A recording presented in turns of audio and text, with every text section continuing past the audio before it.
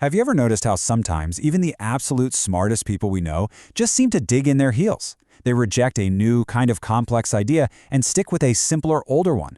It's a super fascinating puzzle, right? But here's the thing. It's not really about being stubborn, and it's definitely not about a lack of intelligence. It's all about how our brains are wired for survival. They prioritize being efficient way more than being accurate. So let's dig into why that is.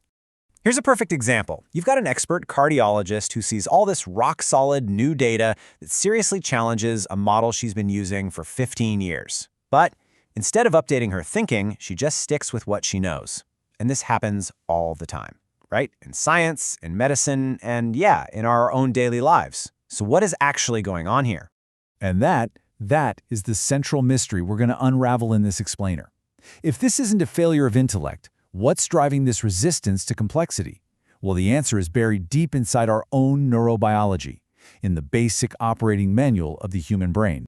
All right, so this brings us to our first section, the smart person's paradox.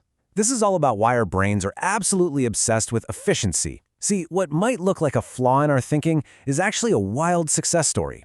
Our brains aren't designed, first and foremost, to be right. They're designed to be fast and cheap.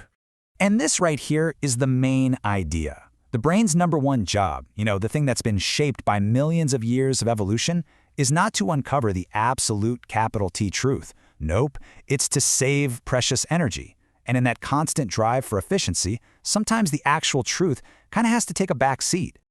Okay, let's move on to our first big clue, which we're calling the chemistry of certainty.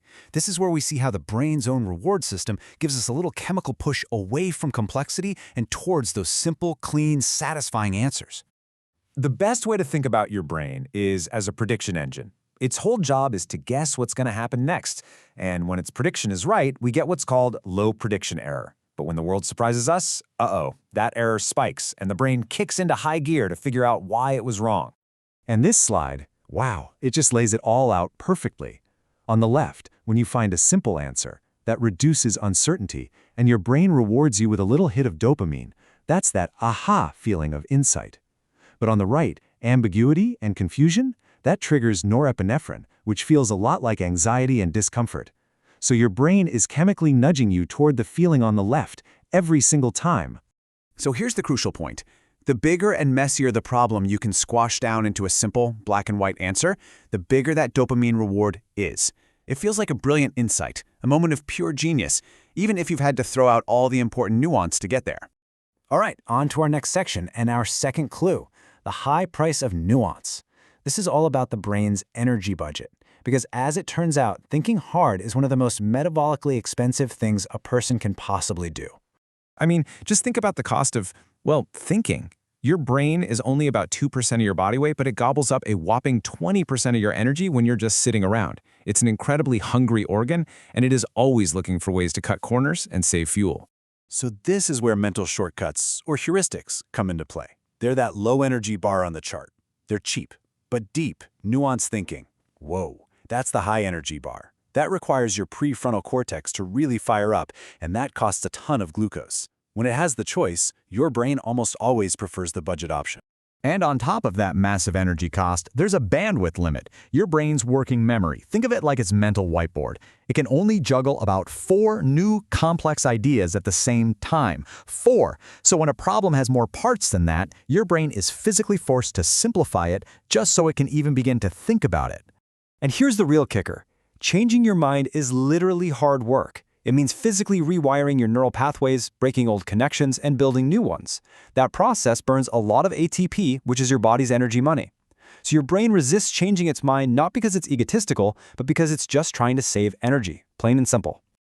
So for our final clue, we arrive at belief, brains, and belonging.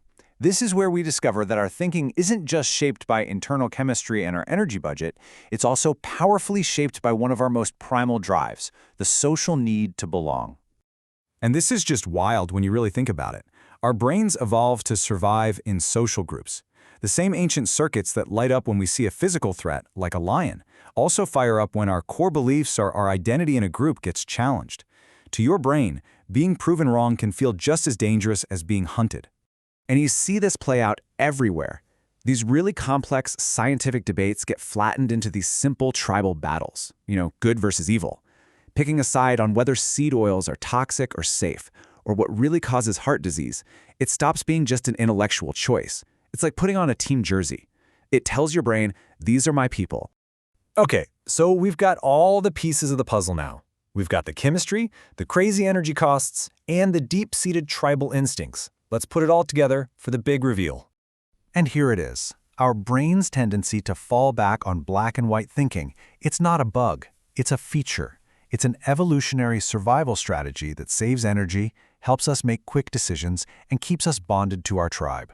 It is the brain's factory default setting. But here is the good news. We are not stuck with our default settings. We can actually learn to consciously override this programming. We can do it by developing a skill called epistemic flexibility. Think of it as the mental superpower of being able to tolerate complexity and resist that sweet, easy dopamine hit of a simple answer.